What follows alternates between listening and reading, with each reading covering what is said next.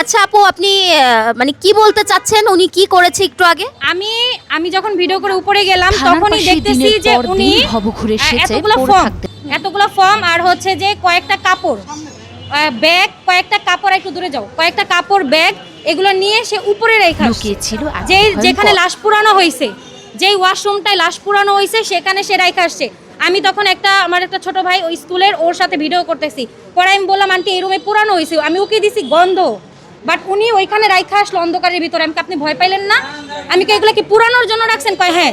তার মানে উনি এগুলো নিয়ে যায় ওখানে পুরানোর জন্য, তাহলে উনি সবই জানে বুঝে। আবার বলতেছে সম্রাট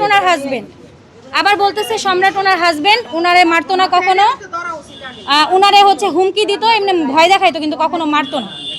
ঠিক আছে, শুধু তাই নয় দর্শক মণ্ডলী, আমরা যখন ক্যামেরা নিয়ে বিষয়টি উদ্ঘাটন করার জন্য গিয়েছিলাম স্থানীয় কয়েকজনকে নিয়ে, তখন উনি আমাদের তুলেছে কি না, আমাকে মারে নাই, কিন্তু আমাকে বারবার জিজ্ঞেস করতেছে তুমি এখানে কি করো।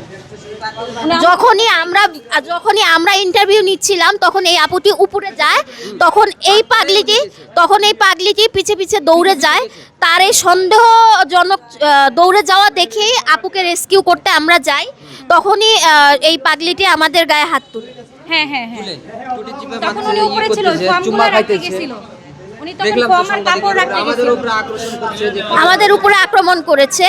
তো আসলে প্রশাসনের দৃষ্টি আকর্ষণ করছি, আমরা এর বিচার চাই। আর এখানে কোনো ভবঘুরে পাগল টাগল কেউ এখানে রাখা হবে না, এখানে কোনো আশ্রয় চলবে না।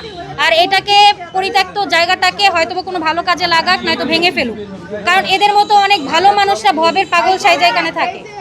এই যে উনি হচ্ছে ভালো মানুষ, উনি কিন্তু পাগল না, উনি যে তর্ক করতেছে, উনি মিথ্যা বলতেছে, আমার ভিডিও আছে, আমি দেখছি আমার কাপড় রাইখা আসছে পুরা রুমে রাইখা আসছে। আমরা ওনার কথাবার্তা এবং ফেসিয়াল রিয়াকশনে আমরা বুঝতে পেরেছি উনি আসলে পাগল না, উনিও ছদ্মবেশের কোনো এক সিরিয়াল কিলার। আর সম্রাটের সাথে ওর হচ্ছে সম্রাটকে যে হেল্প করছে এটা পুরাই বোঝা যায়।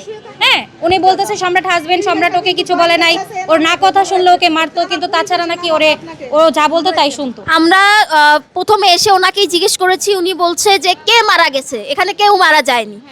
আর উনি কাঠ খড় তারপর ফর্ম এগুলো জ্বালানি কুড়িয়ে ওই রুমটাতে উনি হচ্ছে রেখে আসে, আর সম্রাট হচ্ছে খুন করে, পরবর্তীতে ওই জ্বালানি দিয়েই তো পুড়িয়ে ফেলা হয়।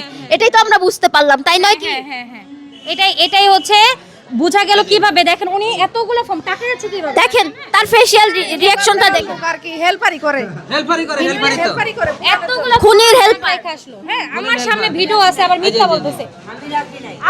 এই তুমি রাখছো ক্যামেরা আছে, এই এই চলো তুমি উপরে চলো আসো উপরে হাঁটো। আমি তোমাকে নিয়ে যেতে দেখলাম না তুমি যদি না রাখো উপরে গিয়ে আমাদেরকে দেখাও, তাহলে উপরে আসেন।